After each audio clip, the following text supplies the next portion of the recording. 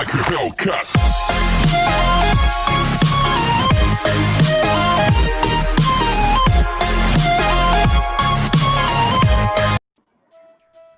So question number 8 is something like this.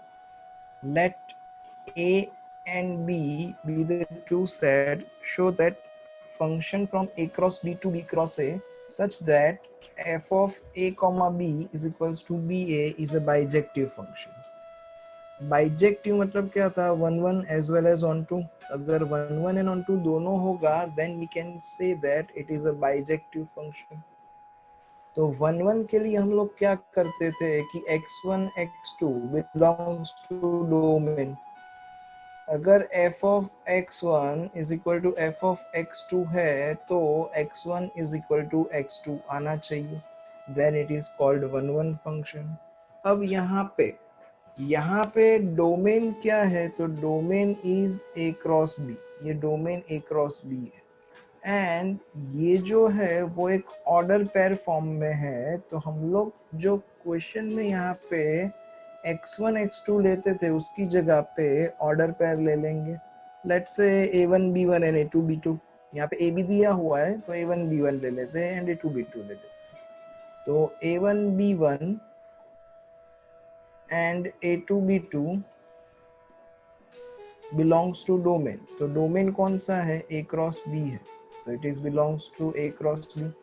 Okay, for every order pair like a1 b1 and a2 b2 belongs to a cross b.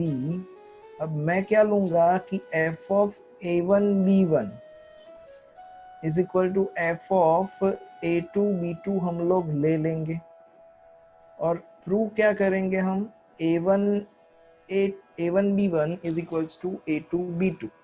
यहाँ पे देखो ये x1 is equal to x2 हम लोग लाते थे, तो अगर यहाँ पे x1 and x2 है तो वो दोनों इक्वल लाएंगे. यहाँ पे आपके पास क्या है, a1 b1 and a2 b2 है तो वो दोनों इक्वल लाया जाएगा. Okay, f of a1 b1 is equals to f of a2 b2 है.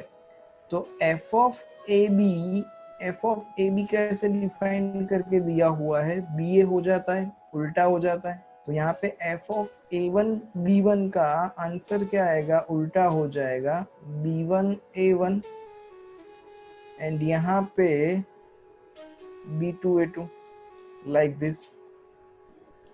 तो अगर b1 a1 is equals to b2 a2 है, अगर कोई भी दो ऑर्डर पेयर इक्वल हो, ऐसा हम लोग लास्ट ईयर पढ़ चुके हैं कि अगर x, y is equals to 1, 2 होगा तो I can compare the element, first वाला इज इक्वल टू फर्स्ट वाला एंड सेकंड वाला इज इक्वल टू सेकंड वाला. मतलब x is equal to 1 and y is equal to 2 हो जाएगा. तो यहाँ पे हम क्या लिख सकते हैं कि b1 is equals to b2 and a1 is equals to a2. मैं ऐसा लिख सकता हूँ. तो b1 is equals to b2 and a1 is equals to a2. अगर b1 is equal to b2 and a1 is equal to a2 होता है, तो अगर मैं ऑर्डर पेयर बनाऊं कि a1 b1, तो a1 की जगह पे मैं a2 लिख सकता हूँ एंड b1 की जगह पे मैं b2 लिख सकता हूँ. तो जो बोला था वो आ गया. तो therefore it is 1 1 फंक्शन. ये 1 1 फंक्शन है. मुझे प्रूव क्या करना है, बाइजेक्टिव, मतलब ये 1 1 भी होना चाहिए एंड ऑन टू भी होना चाहिए. अब आगे ऑन टू की प्रोसेस. तो ऑन टू के लिए क्या था कि range is equals to codomain हो जाना चाहिए. ओके, अब फंक्शन कैसे डिफाइन करके दिया हुआ है कि f of a, b का आंसर क्या आएगा, b, a आ जाएगा. ओके, अब यहाँ पे there exist a, b belongs to a cross b such that f of ab is equals to ba हो जाए. अब यहाँ पे देखो आंसर में क्या आएगा, आंसर में बी ए आएगा. अगर A B belongs to A cross B है if A B belongs to A cross B है तो मैं बी ए बिलोंग्स टू क्या लिख सकता हूँ, बी क्रॉस ए लिख सकता हूँ। ओके कैसे, तो ये भी लास्ट ईयर हम लोग पढ़ चुके हैं कि अगर 1,2 is an element of A cross B, इसका मतलब क्या हुआ, 1 बिलोंग्स टू ए होना चाहिए एंड 2 बिलोंग्स टू बी होना चाहिए। यहाँ पे A B belongs to A cross B है, थोड़ा प्रॉपरली लिख देते हैं, अगर A B belongs to A cross B है that means A belongs to A होना चाहिए and B belongs to capital B होना चाहिए। ओके दैट्स वाई अगर मैं बी ए लिखूंगा तो बी ए बिलोंग्स टू क्या लिख सकता हूं मैं, बी क्रॉस ए लिख सकता हूं। अब यहाँ पे for every A comma B की बात हो रही है, तो यहाँ पे क्या हो जाएगा, every B comma A, each and every B comma A जो है वो बी क्रॉस ए में बिलोंग करेगा। मतलब इसकी रेंज जो आएगी वो रेंज क्या आएगी, बी क्रॉस ए ही आएगी। और यहाँ पे कोडोमेन देखो तो कोडोमेन क्या दिया हुआ है, कोडोमेन भी बी क्रॉस ए ही दिया हुआ है। तो in that case we can say that range is equals to codomain, so therefore function is onto, and if it is onto as well as 1 1, so we can say that it is bijective, so therefore it is bijective function। Simple सा question है, f from n to n be defined by f of n is equal to n plus 1 by 2 if n is odd। मतलब odd number के लिए ऊपर वाला function लेंगे and even number के लिए नीचे वाला फंक्शन लेंगे n by 2। ये बाइजेक्टिव है कि नहीं, आपको खाली एक चीज पता चल जाए कि अगर ये 1 1 नहीं है या तो फिर ये ऑन टू नहीं है तो इट्स ओके, हम वही स्पेस हम खत्म कर देंगे, पूरा दोनों चेक करने बैठने की जरूरत नहीं है क्योंकि बाइजेक्टिव है कि नहीं ऐसा पूछा हुआ है। तो अगर ये 1 1 नहीं होगा तो भी बाइजेक्टिव नहीं है, अगर ये शायद ऑन टू नहीं होगा तो भी बाइजेक्टिव नहीं है। ओके यहाँ पे चेक नहीं करना है हमें पूरा कि ये 1 1 एंड ऑन टू दोनों है कि नहीं। हाँ अगर ऐसा पूछा होता कि check whether it is injective, is it surjective, injective मतलब क्या था 1 1, सर्जेक्टिव मतलब क्या था onto, and then state is it bijective, तो हमें दोनों चेक करना पड़ता। But in this case we have to just check that it is bijective और नॉट, ये बाइजेक्टिव है कि नहीं इतना ही चेक करना है। चलो सिंपल है, यहाँ पे f of 1 फाइंड करते हैं। 1 कैसा है, ऑड नंबर है, तो ऑड नंबर के लिए फंक्शन कौन सा है, n plus 1 by 2, मतलब ये 1 plus 1 by 2, तो आंसर 1 आएगा। फिर f of 2 फाइंड करते हैं, 2 कैसा है, इवन है, तो इवन के लिए फंक्शन कौन सा है, तो इवन के लिए फंक्शन इज n by 2। तो यहाँ पे क्या हो जाएगा, f of 2 is equal to 2 by 2, तो 2 by 2 is also equals to 1। Clearly it is not 1 1 क्योंकि यहाँ पे क्या हुआ कि f of 1 is equal to f of 2, but ये जो 1 and 2 है वो दोनों सेम नहीं है, therefore it is not 1 1। अगर ये 1 1 नहीं है therefore it is not bijective, ये बाइजेक्टिव भी नहीं है।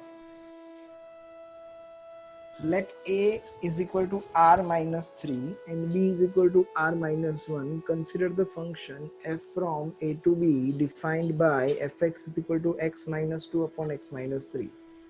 Is it 1 1 and on to justify your answer।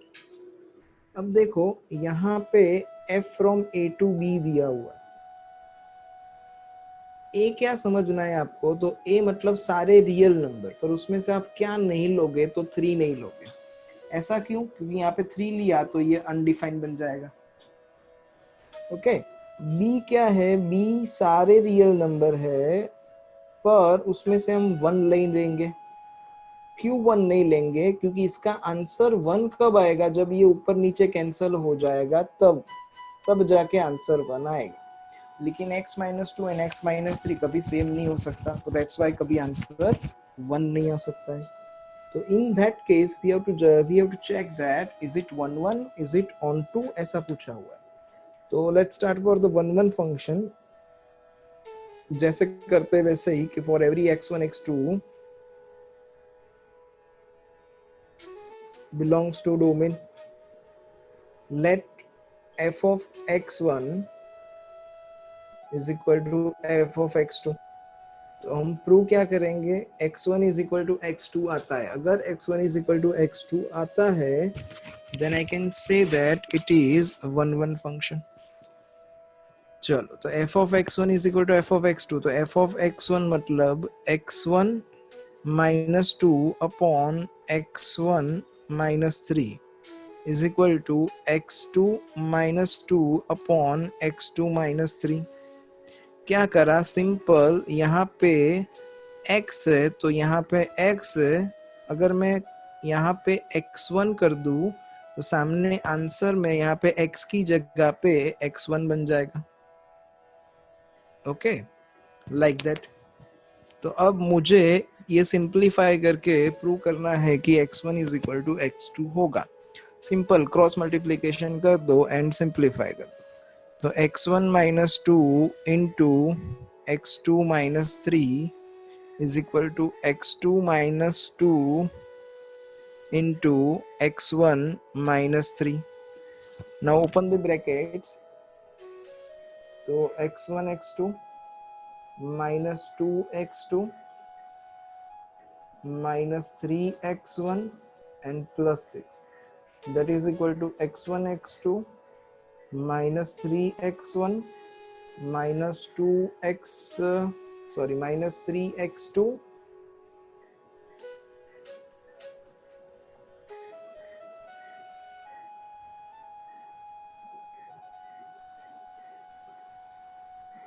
minus 2x1 and plus 6। तो अगर ये सिंप्लीफाई किया जाएगा तो x1 x2 कैंसिल हो जाएगा, x1 x2 कैंसिल, 6 कैंसिल, ये माइनस 3x2 है उस साइड पे ले जाओ एंड ये माइनस 3x1 इस साइड पे लाओ। तो सिंप्लीफाई करने के बाद बचेगा x1 is equal to x2 finally. तो देयरफॉर इट इज 1 1 फंक्शन, ये 1 1 है। ओके, नेक्स्ट ऑनटू के लिए, ऑनटू के लिए क्या था, for every y belongs to codomain, codomain मतलब b, there exists some x belongs to a मतलब डोमेन। ओके, such that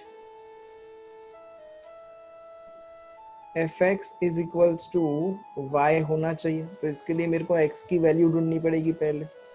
तो f of x का वैल्यू क्या है, x minus 2 upon x minus 3। तो यहाँ पे x minus 2 upon x minus 3 that is equal to y। ये simplify करके हम लोग x का वैल्यू लाते हैं। तो x minus 2 is equal to y x minus 3y। अब एक काम करो, x वाले टर्म एक साइड पे, मतलब x minus x y that is equal to 2 minus 3y। यहाँ से हम x को सब्जेक्ट बनाएंगे तो x common 1 minus y is equal to 2 minus 3y। तो x का value is equal to 2 minus 3y upon 1 minus y आएगा। Okay, अब ये जो x का वैल्यू है उसे f में सब्स्टिट्यूट करते हैं, मतलब f of x is equal to y prove करना है। दैट मीन्स x की जगह पे 2 minus 3y upon 1 minus y place करना है।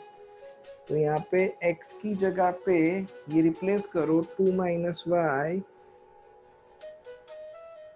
Sorry 2 minus 3y upon 1 minus.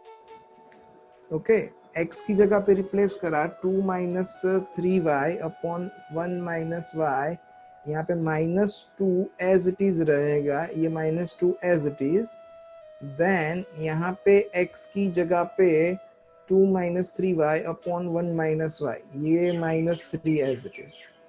अब इसको एलसीएम लेके अगर आप सिंप्लीफाई करोगे, इट इज क्वाइट इजी, आप एलसीएम लेके सॉल्व तो कर ही सकते हो, तो आंसर y मिलेगा। It means f of x is equals to y आया, तो हम लोग क्या बोल सकते हैं, it is onto also. तो function is 1 1 as well as onto. Justify और आंसर में ये पूरा जस्टिफिकेशन ही है। ओके, तो लीनियर फंक्शन इज ऑलवेज 1 1। अगर वो R2R है तो 1 1 एंड ऑन टू दोनों होगा। इसका कहने का मतलब ऐसा नहीं है कि अगर वो R2R नहीं हुआ तो ऑन टू भी नहीं होगा। It is depending upon the function, किस टाइप का फंक्शन, कौन सा फंक्शन आपको दिया है उसके ऊपर डिपेंड करेगा। बट 1 1 के लिए आपको कुछ भी सोचने की जरूरत नहीं है, आंखें बंद करके इट इज ऑलवेज 1 1। अगर ये R2R है तो it is always onto also, आंखें बंद कर। It is 1 1 and also onto कब, जब ये लीनियर फंक्शन होगा तब। अगर क्वाड्रेटिक इक्वेशन है like fx is equal to x square, तो अगर ये R2R है तो ये कभी भी 1 1 नहीं होने वाला। क्यों? क्योंकि क्वाड्रेटिक इक्वेशन का ग्राफ ऑलवेज पैराबोलिक शेप आता है। अब थोड़ी बुद्धि चलाओ कि पैराबोलिक शेप के लिए उसको वैल्यू तो रिपीट करनी पड़ेगी। मान लो कि यहाँ पे आंसर 1 आता है तो यहाँ पे भी आंसर 1 आएगा, तब जाके ये शेप बाउंस होगा। ओके, तो ये अगर R2R होगा तो कभी भी 1 1 नहीं होगा। ऑन टू के लिए देखना पड़ेगा आपको कि ऑन टू हो रहा है कि नहीं हो रहा है। कुछ कुछ केस में ऐसा होगा, जैसे यहाँ पे f फ्रॉम R2R की जगह पे कुछ और दे दिया जाए कि R2R पॉजिटिव यूनियन 0, तो एट दैट टाइम ये ऑन टू हो सकता है, पर 1 1 तो कभी भी नहीं होगा। ओके, तो ये छोटे मोटे चीजें दिमाग में फिट कर देना। Further more, linear upon linear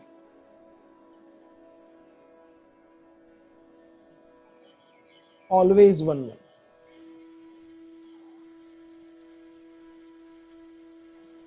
linear upon linear is always 1 1। जैसे प्रीवियस सम, ये x minus 2 upon x minus 3 दिया है, तो ये क्या हुआ, लीनियर अपॉन लीनियर हुआ। तो linear upon linear is always 1 1।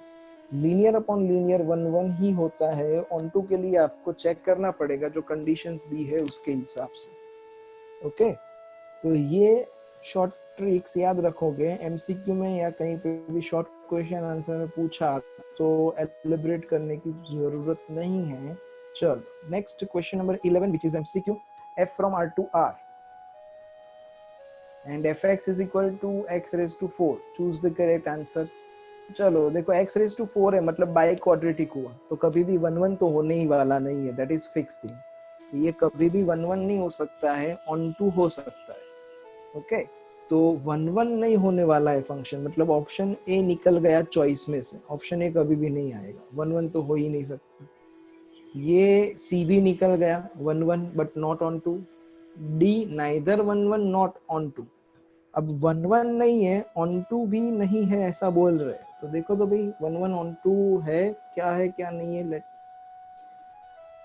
तो अभी भी आंसर में इसमें नेगेटिव वैल्यू नहीं आने वाली है। And codomain is equals to क्या दिया हुआ है, रियल नंबर। और हमारा जो आंसर आता है उस आंसर में नेगेटिव वैल्यू नहीं आती है। That's why it is neither 1 1 nor onto. Many 1 onto का मतलब क्या हुआ, ऑन टू है एंड मैनी 1 है। मैनी 1 का मतलब क्या हुआ कि यहाँ पे देखो, मैनी 1 का मतलब समझ लो A and B, domain and codomain. Many 1 का मतलब यहाँ से मैनी जाने चाहिए वहां के 1 पे। मतलब मान लो कि यहाँ पे ए 1 के साथ कनेक्टेड है, बी भी 1 के साथ कनेक्टेड है, सी भी 1 के साथ कनेक्टेड है, तो यहाँ से many values are connected to the one value of codomain, तो that is called many one function। उसको बोलते हैं many one function। one many function does not exist। one many जो है वो relation है, function नहीं है। देखो, one many मतलब डोमेन का एक एलिमेंट कोडोमेन के एक से ज्यादा एलिमेंट के साथ कनेक्टेड है। मतलब वन जो है वो ए के साथ भी कनेक्टेड है, वन जो है वो बी के साथ भी कनेक्टेड है। तो ये फंक्शन की डेफिनेशन की अपोजिट हुआ। contradiction with the definition of the function, so it is not a function. तो one many is a relation, one many relation है, वन मैनी फंक्शन नहीं है. But many one can be function, many one जो है वो function हो सकता है. ओके तो यहाँ पे ये मैनी वन का मतलब हुआ, ये वन मैनी का मतलब. क्लियर. चलो नेक्स्ट 12th वाला देखो तो fx is equal to 3x linear हो गया and f from r to r है. तो जैसे अभी बोला कि लीनियर फंक्शन है, yes sir. r to r है, यस सर. तो it is 1 1 as well as onto. ये 1 1 भी होगा एंड ऑन टू भी होगा. ओके तो correct answer is A, it is 1 1 as well as on to.